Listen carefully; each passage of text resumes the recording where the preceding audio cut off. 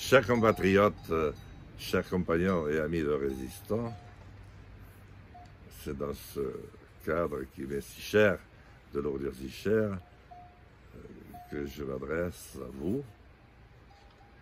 Et je vais commencer, si vous le permettez, ce bulletin dont je vais multiplier le nombre, comme je l'avais annoncé sur notre chaîne depuis que mes amis de résistants l'ont définitivement mis au point.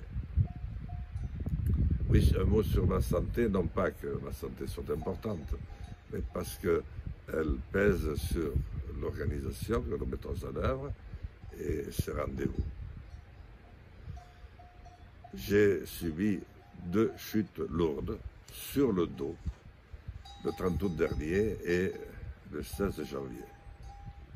Elles se sont traduites par des fractures de vertèbres et le tassement d'un certain nombre de disques, ce qui rend ma démarche très hasardeuse et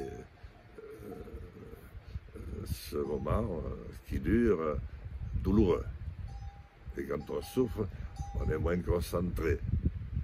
On ne plâtre pas les vertèbres et je ne peux par conséquent pas vous dire quand est-ce que je vais pouvoir reprendre un rythme totalement régulier. Je vous remercie de bien vouloir le comprendre. Un mot du climat social et du débat qui s'amplifie d'ailleurs sur la réforme des retraites, très soutenue par l'opinion publique pour l'instant.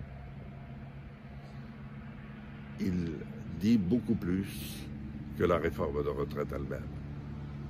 Elle dit d'abord l'inquiétude de nos jeunes, leur perplexité devant un avenir qui ne s'esquisse plus, devant une absence de futur et d'horizon, comme nous avions pu le connaître. Pour eux, cette réforme est une réforme de vieux, dont ils se sentent totalement étrangers et, à vrai dire, exclus. Elle dit aussi les faibles revenus d'une très grande partie de nos compatriotes et celui encore plus faible de leur retraite avant ou après. Elle dit l'absence de débat démocratique dans ce pays, qui pourtant est fait pour le porter en lui, le faire vivre et le démontrer à la face de l'humanité. Non, il n'y a plus de débat. Il n'y a plus de projection. Et cela ajoute à l'angoisse et au stress qui, chaque jour, s'insinue un peu plus en vous, et en particulier les plus fragiles, ou les plus jeunes, qui ne sont pas fragiles, mais qui se demandent où nous allons et où ils vont.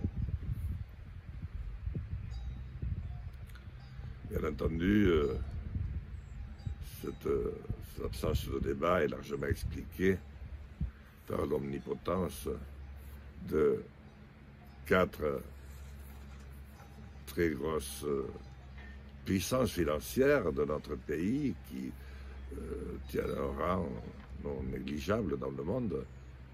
Je pense à notre si cher monsieur Arnaud et la multitude de titres dont il dispose, à son gendre, Xavier Niel, qui était encore en prison il y a une quinzaine d'années pour des faits très graves et qui aujourd'hui est à la tête du journal Le Monde, et de tant d'autres. Je pense à notre ami Drahi, grand patron dans les communications, dont on voit d'ailleurs les effets dans notre département, le 64, et certainement ailleurs. Voilà l'homme de BFM TV, archi présent dans nos vies, et de tellement d'autres titres. Le brave homme, dont le siège social se trouve en grande partie au Luxembourg et sur quelques îles sympathiques pour les fiscalistes, sur quelque part entre la France et le Royaume-Uni. Et que dire de la santé exubérante de Vincent Bolloré, de CNews, d'Europe 1, de plus de 55 maisons d'édition qu'il possède maintenant. Et dire que la France a notamment été dépeint et décrit comme un pays de dimension universaliste pour justement l'intensité de ces débats et le caractère exceptionnel de sa littérature et d'une langue aussi merveilleuse que le français. Tout ceci est réuni entre quelques mains et je suis assez bien placé pour savoir à quel point, bien que non apparente, elle empoigne de plus en plus sévèrement les éditeurs pour les tenir sur le droit chemin. Je pense, bien sûr, sûrement à nos malheureux journalistes qui n'ont plus aucune liberté d'expression et qui sont soumis aux contraintes de la DOTS, qui s'efforce de faire vivre un débat droite-gauche qui est complètement dépassé aujourd'hui, puisqu'il n'y a plus de dessin commun. Il n'y a plus de projet, il n'y a plus de citoyens, il n'y a plus de peuple et il n'y a plus de votants. Alors, que représente ce lointain déjà souvenir qui fut une si grande et merveilleuse réalité dans notre pays il y a une trentaine d'années encore, où l'on débattait et où les citoyens votaient.